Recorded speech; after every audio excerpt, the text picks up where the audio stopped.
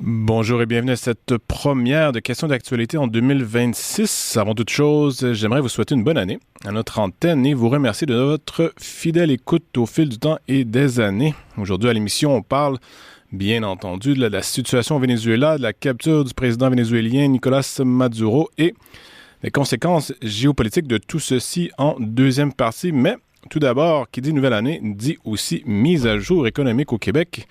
En 2026, 2 cotisations obligatoires seront réduites grâce à la situation financière du régime québécois d'assurance parentale et du régime des rentes du Québec. Il y aura aussi une annulation de la hausse du taux d'inclusion des gains en capital ainsi que des prévisions d'une croissance modeste du PIB. On parle de 1,1 % en 2026 et un déficit révisé là, qui frôle les 12,4 milliards de dollars. Donc, pour en parler, nous recevons Gabriel Giguère, analyste senior à l'Institut économique de Montréal. Monsieur Giguère, bonjour et bonne année. Bonjour, M. Labrec. Bonne année à vous. Un grand merci. Commençons par l'essentiel. Comment expliquer que d'un point de vue économique, des régimes comme le régime québécois d'assurance parentale et le régime des rentes du Québec puissent se permettre une baisse des cotisations alors que les finances publiques du Québec demeurent, franchement, j'allais dire sous pression ou difficiles, là, pour le dire ainsi? Ils sont totalement sous pression, effectivement. Puis c'est la grande question, parce que lors de la mise à jour économique du Québec en novembre, le gouvernement nous présentait un peu comme si c'était de son propre action, là, de dire la bonne gestion des régimes des rentes du Québec et du régime québécois d'assurance parentale. Et c'est tellement bien fait qu'on va pouvoir donner plus d'argent dans les poches, ou plutôt moins aller en chercher dans les poches des Québécois, parce qu'il faut juste se rappeler que ces deux régimes-là, c'est une contribution sociale. Donc, sur chaque paie, on envoie 5,6 % pour ce qui est plutôt 5,4 % pour le RRQ et un peu plus d'1% pour la RQAP. Et donc, en réalité, c'est que ces fonds-là sont pas gérés par le gouvernement du Québec. Quand on pense à la RRQ, régime des rentes du Québec, chaque paie, on envoie de l'argent et c'est la Caisse qui assure la gestion. Donc, on investit cet argent-là, on a un retour et c'est en fait parce que le gouvernement, je pense, ne le gère pas que ça va bien actuellement et qu'on peut se permettre de réduire les cotisations. C'est les actuaires, année après année, qui font des prévisions et qui disent quel est le point d'équilibre pour s'assurer d'une viabilité financière des fonds. Et ce qu'on constate, c'est qu'on passe maintenant de 5,4 % de cotisation sur un salaire, ce qui est beaucoup, là, rappelons-le, pour la RRQ, à 5,3 % pour les employés et les employeurs. Parce qu'à chaque paye, autant nous, on paye pour notre fonds de pension, plutôt le régime des rentes du Québec, mais l'employeur également. Et il y a une petite baisse également là au sein de la RQAP. Qu'est-ce que ça vient faire concrètement là, pour le travailleur québécois moyen? En 2026, on peut s'attendre à avoir 80 $ de plus dans nos poches. C'est toujours mieux que rien. C'est une moyenne, le 80, parce qu'apparemment, pour ceux qui gagnent de mémoire ici au-dessus de 105 000 $ par année, ça pourrait être l'équivalent de 137 $, ce qui est quand même pas négligeable, mais pas non plus la mer à boire, comme on dirait. Voilà, donc vous avez tout à fait raison de le mentionner. C'est une moyenne, 80 $, ça peut aller jusqu'à 137 $ lorsqu'on fait un salaire appréciable quand même, mais il faut quand même dire que c'est pas transformationnel 80 $, on parle de 1,54 $ par semaine. Alors, le gouvernement du Québec, la seule raison pourquoi il peut le faire, c'est vraiment parce qu'il y a une santé financière. Il n'est pas responsable de la gestion. Ça fait du bien quand même parce qu'il faut se dire au niveau de la RRQ que dans les dernières années, plutôt dans les 20 dernières années, on a augmenté de 9,9 %. Ça, c'est divisé en deux avec l'employeur et l'employé dans les cotisations à 10,8 %. Mais avant ça, si on recule de quelques décennies, on était bien en deçà de cela. On était à 5-4 % de cotisations partagées. Donc, on voit vraiment que ça a augmenté beaucoup. Vieillissement de la population, c'est normal. C'est ce que j'allais dire, oui. Est-ce qu'on peut expliquer cette hausse par le vieillissement de la population? Je crois que j'ai pas l'article devant moi, là, mais un article de la presse qui parlait justement du phénomène disait qu'on était rendu à 4,7 millions de travailleurs au Québec sur une population qui doit approcher ou dépasser le 9 millions. Ça veut dire qu'on est à peu près un ratio d'un travailleur pour un non-travailleur, ou du moins une personne qui n'est plus dans la population active, comme on dit. Il va y avoir des conséquences à ça. Il y a déjà des conséquences, là, mais ça peut pas être sain, ça, à long terme. C'est très difficile, vous avez tout à fait raison de le mentionner, parce parce que notre structure là du régime des rentes du Québec, c'est quand même qu'il y ait plus de travailleurs que de retraités, ce qui fait en sorte que le niveau de cotisation est moins important parce que justement plus d'épaules, plus de travailleurs qui permettent de cotiser pour leur retraite, mais aussi pour la retraite des autres. Donc effectivement, si on en vient avec une pyramide inversée où on a de plus en plus de retraités et de moins en moins de travailleurs, on arrive dans une dynamique très, très, très difficile à soutenir. Donc, on verra quels seront les résultats actuariels pour ces deux fonds-là. Donc, pour le régime des rentes du Québec, on pourrait quand même s'attendre, non pas à ce qu'il y ait des réductions importantes dans les prochaines années, il faut être lucide à cet égard. Par contre, lorsque l'on regarde le régime québécois d'assurance parentale, il y a une réalité qui est indéniable et c'est la baisse du nombre d'enfants. Je pense qu'au Québec, on a quand même frappé un plancher avec 1,33%. Un enfant, 1,33 par femme, ce qui fait en sorte que c'est très bas. Et ce qui fait également en sorte que il y a moins c'est généralisé, je dirais. Par contre, en Occident, le Québec et le Canada, même dans sa totalité, n'échappent pas à cette grande tendance occidentale et à la limite même mondiale. Là. Ah, tout à fait. Il n'y a pas de cachette. Là. Le Québec n'est pas à part. On s'inscrit dans une dynamique de fond, mais au Québec, ça vient également avoir un impact sur le régime d'assurance parentale. Parce que si on a moins de demandes de ces fonds-là, il arrive un point où on peut cotiser un petit peu moins. Donc, cette dynamique-là, et là, je suis pas dans un jugement de valeur, c'est bien ou c'est pas bien, c'est simplement que mathématiquement, il y a moins de demandes de fonds, alors le gouvernement du Québec peut se permettre de réduire ça.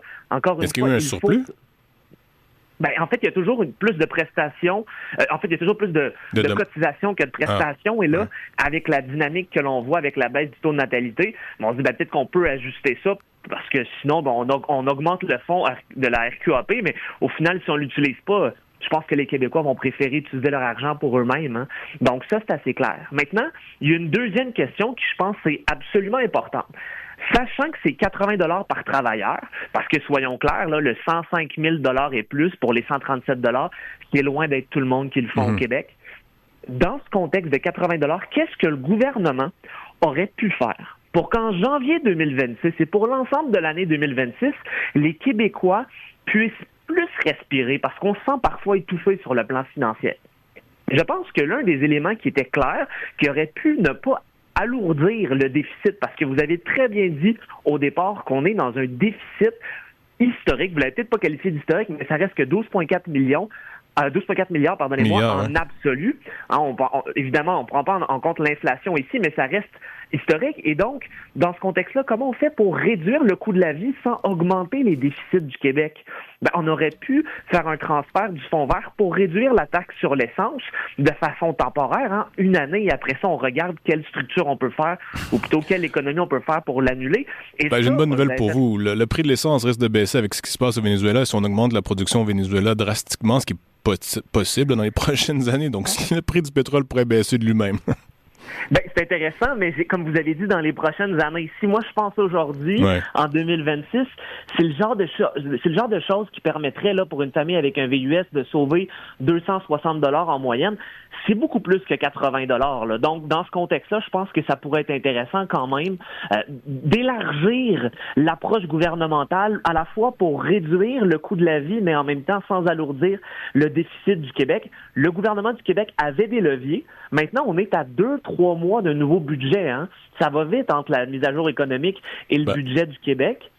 À voir qu'est-ce que le gouvernement va décider de faire pour le dernier budget là, avant les élections de 2026. Vous anticipez ma prochaine question. Justement, à quel genre de budget pouvons-nous nous attendre, vu que ça s'en vient dans quelques mois, comme vous l'avez mentionné?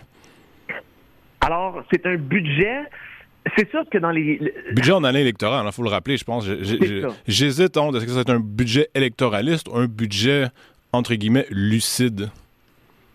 Non, je pense que la lucidité aujourd'hui est difficilement présente au sein du gouvernement du Québec à la vue des déficits historiques. Donc ça, disons que on peut être optimiste, mais toujours un optimisme prudent. En l'occurrence, ici, comme c'est une année électorale, je suis pas optimiste. Je vous avoue que dans ce contexte-ci, je me dis que le gouvernement du Québec va probablement vouloir donner certains bonbons. On le sait, c'est assez clair. La dernière fois, on parlait d'un chèque de 500 $. J'espère qu'on n'ira pas pas dans cette même direction-là, qui est une approche inflationniste, mais de pouvoir réduire le coût de la vie. Vous pensez que c'est possible? Excusez, là, mais vous pensez que c'est possible que le gouvernement nous ramène sur la table l'idée d'un chèque que le gouvernement enverrait à tous les citoyens? Non. Ouais, je pense pas non plus. J'y crois pas du tout. Non. Mais le point étant qu'on a vu ça l'année dernière fois, et je serais surpris de pas voir un type d'approche. Non, peut-être pas $500 parce que c'est quand même très, très dispendieux, mais il n'en reste pas moins que je serais surpris, en fait, de voir le gouvernement nous dire, écoutez, cette année, pour les élections, ce qu'on va faire, c'est vraiment réduire les dépenses de façon drastique. Si c'est le cas, j'en serais heureux, soyons très clairs. Maintenant, est-ce que c'est l'approche du gouvernement? Tout reste à démontrer parce que dans la projection, quand même, là, de l'état des finances publiques dans la mise à jour économique pour l'année prochaine, pour l'année 2026-2027, c'est quand même un déficit de 10 milliards de dollars à peu près, là, plus ou moins 200 millions, avec versement au Fonds des générations. 10 milliards de dollars, c'est beaucoup de déficit, là. Donc, à part cette année et l'année pandémique, on ne voyait pas vraiment ça, là, des 10 milliards de dollars. Donc, dans ce contexte-là, le gouvernement du Québec commence de très, très loin et on va voir comment ça va s'articuler, mais il va falloir avoir une rigueur dans la gestion des finances publiques. Permettez-moi une question. On parle de déficit, le 10 milliards, quoi, en 2025, ou en 2026, on prédit 12 milliards de déficit. Mais le déficit, c'est bien sûr annuel, dans le sens où vous avez les revenus moins les dépenses, et quand les dépenses dépassent les revenus, vous avez un déficit. Mais quelle est la dette en ce moment du Québec? La dette actuellement du Québec, elle est élevée. Pardonnez-moi, je ne l'ai pas directement devant moi. Moi non plus. Mais exactement, elle est élevée. On parle de milliards de dollars, centaines de milliards de dollars essentiellement. Je vous dirais entre 230 et 270 milliards de dollars dette nette du Québec. Donc, c'est très élevé. Ça a beaucoup augmenté également sous le gouvernement Legault. Il faut comprendre que ces déficits-là, qu'est-ce que ça veut dire, 12 milliards de déficit? Parce que vous faites le pont assez clairement. J'ai 352 milliards de mon côté. Ce serait la dette. Mon technicien Daniel vient de m'en informer. Probablement du secteur public. Donc, on inclut également la dette d'Hydro-Québec, on inclut la dette des municipalités, des universités. Il y a plusieurs types de calculs, donc juste garder ça en tête. Mais effectivement, c'est un très bon point. On peut aller jusqu'à 350 quelques milliards de dollars quand on prend l'ensemble du secteur public québécois. C'est un bon point. Mais ce que ça vient dire également, c'est que quand on prend simplement la dette du Québec sans inclure Hydro-Québec et autres, ça vient quand même nous dire la chose suivante, c'est que les déficits se transforment en dette. Il faut emprunter, le service du coût de la dette augmente et on a franchi un cap historique de 10 milliards de dollars en intérêt sur la dette. Donc, tout ça, il faut le comprendre, il y a des impacts très réels.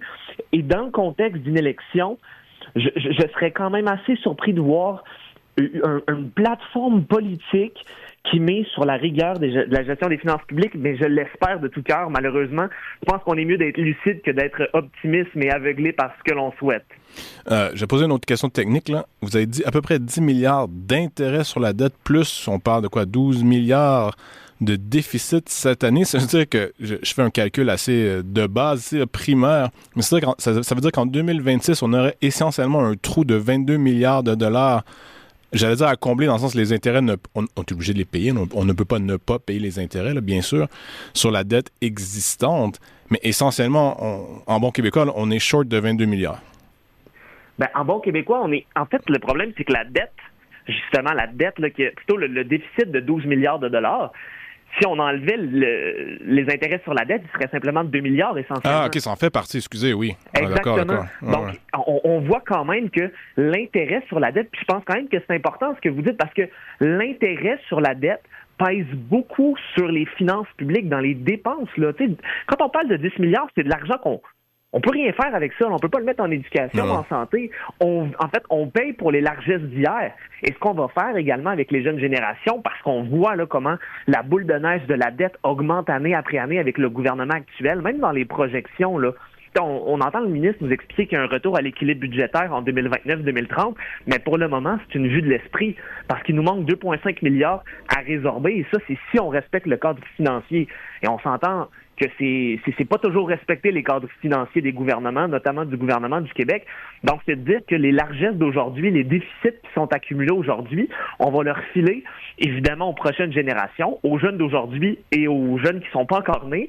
Et ce que ça va dire, c'est que l'intérêt sur la dette va augmenter rapidement et plus cette portion-là va augmenter, Et ça va faire en sorte qu'on vient, en quelque sorte, menotter les mains futures et la possibilité future d'investir ou de mettre de l'argent ailleurs comme en santé ou en éducation pour les prochaines générations, parce qu'ils devront payer les intérêts sur la dette que nous aurons utilisée pour nos largesses, essentiellement parce qu'on n'a pas été capable au sein du gouvernement de faire preuve de rigueur dans la gestion des finances publiques. Vous vouliez parler aussi, là, ou réagir à propos d'un rapport du Centre canadien de politique alternative. On change de sujet ici, j'avertis tout le monde.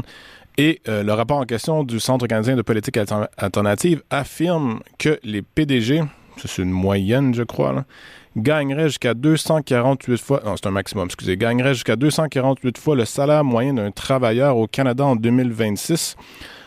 Vous avez critiqué un peu ce rapport, du moins ces chiffres un peu, tape à l'œil, je peux dire. Pourquoi est-ce que ce ratio entre revenus des grands patrons et les salariés serait-il trompeur? Ben, comme vous l'avez dit, là, l'objectif d'un tel rapport, c'est vraiment d'être tape à l'œil, là, puis de frapper l'imaginaire. Mais en réalité, quand on gratte un peu, ce qu'on constate, c'est que c'est quand même, on prend les 100 plus grandes entreprises canadiennes, là, les entreprises technologiques, financières, d'énergie. Alors, c'est les entreprises les plus productives, il faut le dire, et il y a un lien très, très clair dans la grandeur de l'entreprise, la productivité, les résultats, ainsi que la rémunération. Mais ce que ça veut dire, là, les PDG, quand on parle des PDG des 100 plus grandes entreprises, c'est 0,009% des entreprises canadiennes.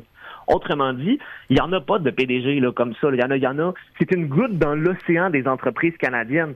Et donc, de venir faire ce type de rapport-là en nous expliquant ce grand écart-là a peu de valeur ajoutée dans la mesure où on pourrait davantage prendre une comparaison avec les cadres supérieurs. Il y a beaucoup plus de cadres supérieurs à travers l'ensemble des travailleurs canadiens. Et quand on prend un cadre supérieur qui travaille temps plein par rapport à un travailleur temps plein également, en moyenne, ce qu'on voit, c'est que le ratio, c'est plus 2,5 fois plus élevé. On parle de 71 000 $ pour un Canadien qui travaille temps plein en 2024, selon les données de Statistique Canada, comparativement à 191 000 pour un cadre supérieur en 2024 plutôt. Donc, la différence entre un travailleur et un cadre, c'est quoi la différence entre un col blanc et un col bleu? Pas tout à fait un cadre, ça serait par exemple dans la gestion, donc gestionnaire supérieur par rapport à un travailleur, donc qui n'est pas dans la gestion. Okay. Et ce qu'on voit, c'est beaucoup plus logique, j'ai envie de vous dire, comme comparaison, parce qu'il y en a beaucoup plus. C'est comparable quand on prend temps plein, pas juste le salaire moyen. Mais est-ce qu'un ratio de 2,5, comme vous avez mentionné, est bon? J'ai envie de dire, ça me semble démesuré aussi, dans le sens où, bon, j'y vais avec une opinion personnelle ici, là, mais je crois qu'il y a trop de cadres, tout simplement, en fonction publique et même privée. Là, je crois qu'une inflation des titres et donc des salaires qui vont avec, et justement au niveau du plancher, comme on dit, là, ceux qui travaillent, ceux qui offrent, qui sont sur la ligne de front en ce qui a trait aux services offerts ou aux produits fabriqués, peu importe, leur salaire a augmenté, là, bien sûr, à cause d'une pénurie de main-d'œuvre notamment, mais pas tant, tandis que j'ai l'impression qu'une inflation des titres et des salaires au niveau des cadres qui n'est pas toujours valable, là, disons. Ben, il y a plusieurs éléments à dire à répondre sur votre interrogation. La première des choses, je fais une différence fondamentale entre le secteur public et le secteur privé. Mm-hmm. Secteur privé, si on a une augmentation du nombre de cadres, c'est parce que les entreprises, les entrepreneurs, les chefs d'entreprise considèrent qu'il y a une valeur ajoutée dans la structure. Et en gros, c'est leur problème. S'ils veulent dépenser trop d'argent là-dessus, c'est leur problème. Vous avez tout à fait raison. On réduit les profits. Bon, il y a ce qu'on appelle là le signal de prix. Si on fait moins d'argent, mais peut-être que justement, c'est ce signal qui est envoyé aux dirigeants pour dire peut-être qu'on a une couche de cadre qui est non nécessaire ou plutôt à faible valeur ajoutée, donc on va changer notre structure. En réalité, là, vous l'aurez compris, dans le public, c'est vous, c'est moi, c'est les auditeurs qui payons le salaire des cadres. Il y a un devoir au sein du gouvernement du Québec de réduire le nombre de cadres s'il n'y a pas la valeur ajoutée. Et je pense que c'est assez clair, les Québécois le savent, que la valeur ajoutée n'est pas là. Donc, cette distinction-là, elle est fondamentale. Maintenant, il y a un autre élément qu'il faut toujours se rappeler, et parfois, pardonnez la petite attaque, mais parfois la gauche, sur le plan économique, peine à comprendre ce concept-là, c'est qu'il y a une réelle valeur ajoutée à la gestion, dans la productivité. Et ça, on l'oublie souvent. On dit, dès qu'il y a une différence de salaire, c'est mal, mais pas du tout. Si ça permet d'augmenter l'efficacité, la productivité, la profitabilité d'une entreprise, il n'y a aucun problème. Et ça, je pense que c'est important parce que ce n'est pas un jeu à somme nulle. Ça aussi, c'est un concept qui est important.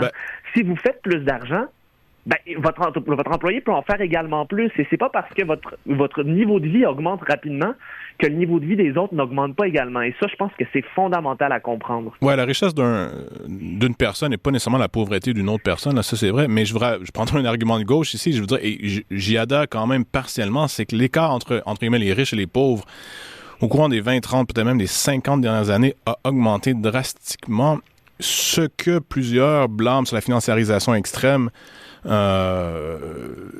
et la croissance technologique là, qui fait que la richesse est concentrée de plus en plus dans certaines paires de mains, si on peut dire, de plus en plus une quantité restreinte. Et donc, il y a quand même quelque chose, on le voit, des personnes qui sont immensément riches et le ratio PDG ou président versus son employé, je pense à Henry Ford par exemple, a augmenté, je vois, a décuplé ou augmenté fois 100 là, comparativement justement à 100 ans aujourd'hui. Il y a quand même quelque chose là, il nous reste 30 secondes, là, pardon, mais il me semble qu'il y a quand même quelque chose à dire là-dessus.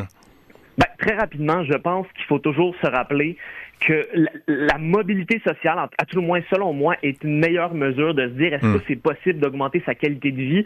Au Québec, c'est plus difficile qu'ailleurs au Canada, notamment dans les grandes provinces, et ça vient faire en sorte que on a de la difficulté à améliorer notre sort. Je pense que c'est quelque chose qui est plus intéressant à calculer que la question purement de l'égalité. Donc, je pense que le gouvernement du Québec devrait miser sur une meilleure mobilité sociale plutôt qu'une meilleure égalité. Ouais, désolé, je l'ai lancé sur une grande question philosophique avec 30 secondes, mais Gabriel Giguère, analyste senior à l'Institut économique de Montréal, un grand merci.